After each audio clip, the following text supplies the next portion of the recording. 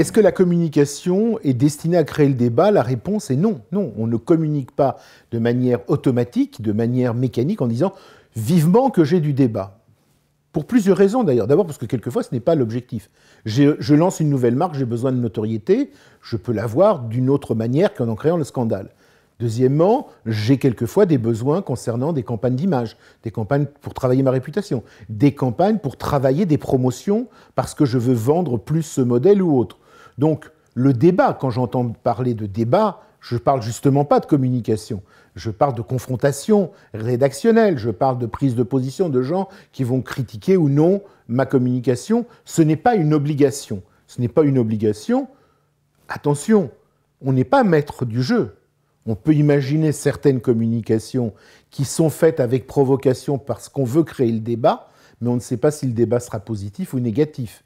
On peut faire une communication sans vouloir créer le débat, et on va subir le débat parce qu'il s'avère qu'à un moment donné, par exemple, vous avez communiqué, vous, vendeur d'essence, le lendemain d'une catastrophe en mer du Nord, mais votre plan média, vous aviez oublié qu'effectivement, il avait prévu d'être sur TF1 ou d'acheter une page dans un magazine.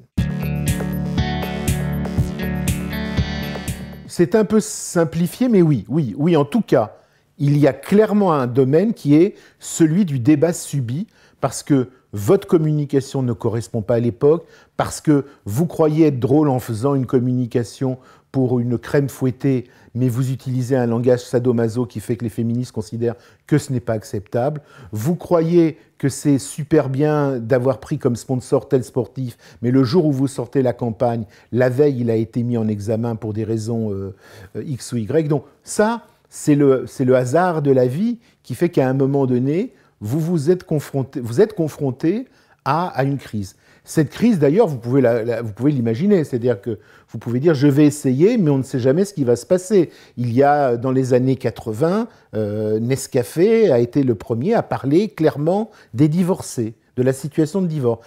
Mais l'analyse avait été faite et la marque avait bien compris que c'était le moment où on pouvait en parler et donc bénéficier du débat voulu et non pas subir le débat.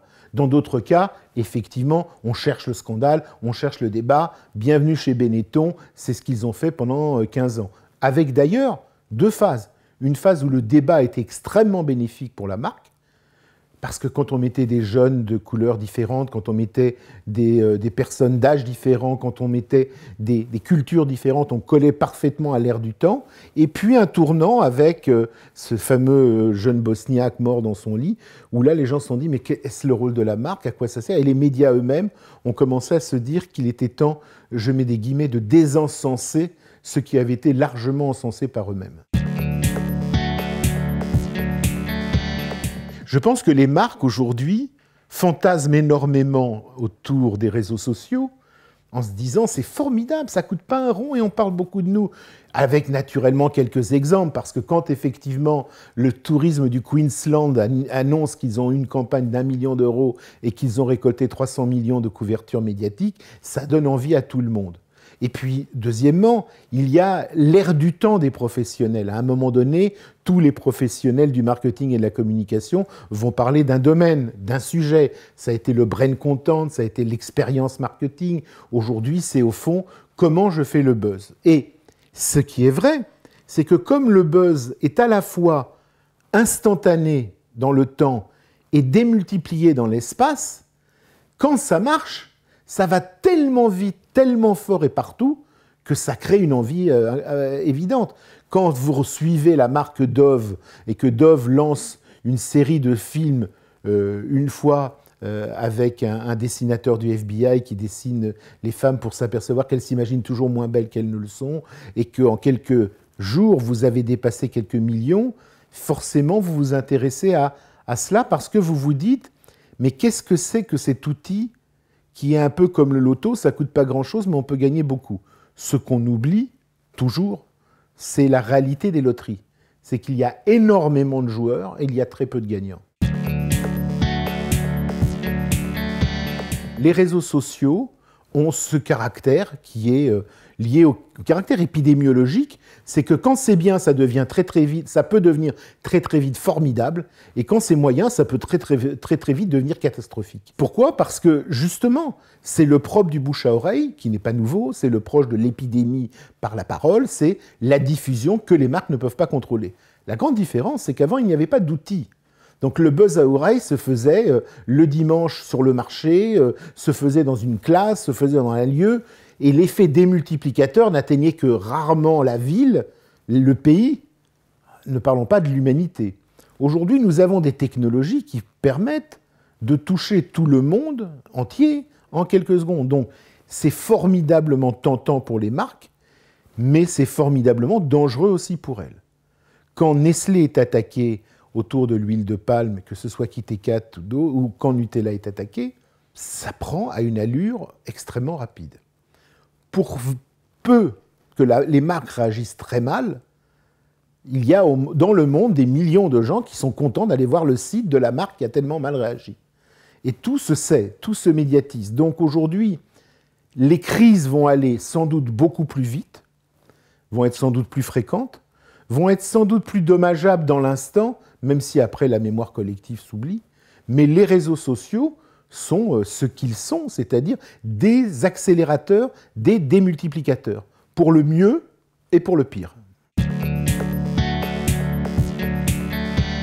C'est un univers, c'est pas une marque, c'est un univers, soudain, en 2-3 ans, même pas, les principales marques dans le domaine du luxe et de la mode se sont mis à faire de la provocation avec des personnages totalement asexués ou totalement sexués dans des positions particulièrement suggestives et avec tout ce qu'il faut pour choquer la morale bien pensante.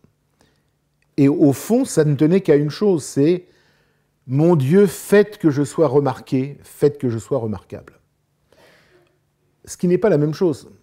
Et l'un des problèmes du porno chic, c'est que beaucoup de marques ont été remarquées, mais peu ont été remarquables. Pourquoi? Parce qu'il y a un effet qui est, finalement, la communication achetée, c'est-à-dire la publicité,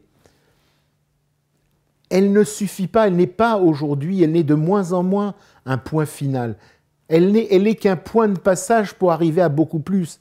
Et c'est en ce sens que tout ce qui se fait aujourd'hui, le buzz, l'expérience marketing, tout ce qui se construit a pour objectif de démultiplier la prise de parole, a pour objectif de faire, je dirais c'est le stade suprême, que la communication devienne information. Et quand aujourd'hui vous avez un article sur une marque en disant « Mon Dieu que cette marque Calvin Klein est choquante parce que les jeunes qu'elle montre ont l'air un peu anorexiques ou ont l'air drogués », comme on dit souvent, parlez de moi en bien ou en mal, mais parlez de moi. Parler de moi, pas quand moi je parle de moi, parce que parler de moi quand je suis moi le maître d'œuvre, c'est tout simplement mettre 1 million sur un chèque et acheter des pages de publicité.